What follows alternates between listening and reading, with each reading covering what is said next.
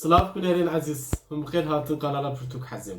Ve hafta de Pürtük'e mehenin yek, yani ezveli hele gidibim nav behra edebiyata Kurdi Pürtük'e meyi cirogan heye. Yadın eji ezvelim nav xwarin u derhe kavan xwarinin Kurdi da u zevqe wan. Yani vedum vek bu kurtasen bejim xwarina yani behra xwarina Kurdan.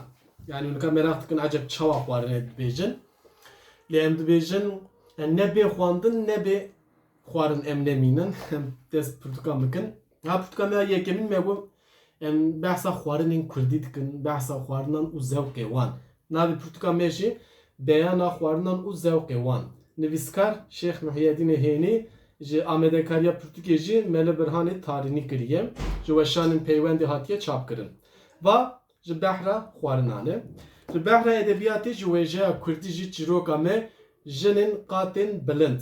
Nivîskar Helîm Yusuf ji weşanên peywendê hatiye çapkirin. Em di serî de ez bîmem di xwarina dest pê bikin. Hûn jî dizanin ku li gor hedisekî jî dibêjin ku dema non û xwarin li ber hev bû dibê gelê me wî serî de xwarina dest pê bike. Ez jî dibêjim em berê xwarina dest pê bikin hîn here xwandinê. Pirtûka me beyana xwarinan û zewqê wan Şeyx Muhyiddin Hênî. Şeyx Muhyiddin Hênî di nav dejbeliyekî ji Hênê ye. Hên wek bajorekê hêla Diyarbekirê ye. Şeyx Muhyiddin sed sala Nazlan da jîn bûye. Di devrê de wek alimekî medreseyê Kurdistanê hûn dizanin duwan devran da bi rastî jî gelek ilm û îrfanê mezin Mella Seydayê mezin ji wir derketine wek Şeyx Muhyiddin jî ji wan yek e rehma Xwedê li ser wî bêjim. û pirtûkekî di derheqa beyana xwarinan û zewqê wan da nivîsandî pirtûkekî Kurdî ye, bi Kurdî nivîsandiye û navê xwarinên Kurdî ye ku merak dikin ku yani acep navê xwarinan bi Kurdî çi ye dibe vê pirtûkê bixwinin divê pirtûkê de yani hema wan navan gişkan tê dibînin. Wek ez dikarim ji we re bi kurtasî malikek bixwinim ji vir. Dibêje qedayîf tê xwarin eger guz hebit Buharê jî gerdê benîr têda hebit. Yani divê qedayîf tê xwarin têda guz hebe, buharê jî gerdê benîr têda hebe. Yani wek ez ravayê wedim wek mîna malikan nivîsandin. Dawiyê de ji dîsan çend xezelê nivîskar henin. Yani wek helbestên wî dîsanin. Ew jî nivîsandin. Nîvê Pirtûkê jî eslê ew kim? Nivîsawiya destnivîsawiya ew kê. Yani bi tîpên aramî, Erebî nivîsa Kurdî ev jî. Em behsa yê ku amedekarin me li Birhanê tarînî bi rastî melek me ciwanê û gelekî berhemê wî jî hene emrê xwe yê ciwan de ew ji wek li medreseyê Kurdistanê da mezin bûye û xizmetên gelekî baş dike ji bo gelê xwe ji bo milletê xwe zimanê xwe. Em gelekî spasdarî wî ne jî me lê hêja me li Birhanê tarînê em silavê xwe jê re dişînin. Ew jî ji hêla şem rexiye ji xwe ji wê hêlê. Ve behsa pirtûka xwe xwarinê kir niha dibe em ji dest bi xwandinê bikin. Yani ne ku va jî xwandinê lê wekî me got.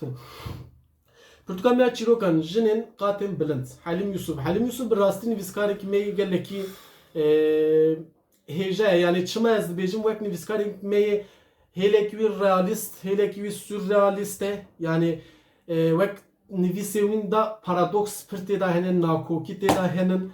Wek em dikarin bibêjin yani bi rastî wextak meriv dixwîne me cuda yani xwandina Pirtûkên wî gelekî cuda ne wek romanên dinan yan jî çîrokên dinan. Helîm Yusuf bi xwe ji Rojavayê Kurdistanê ye. Wek ji hêla Rojavayê Kurdistanê ji Amûdê ye. Gelek berhemê wî dinên jî henin. Niha di jinê qatê bilind da jî çîrok henin. Têda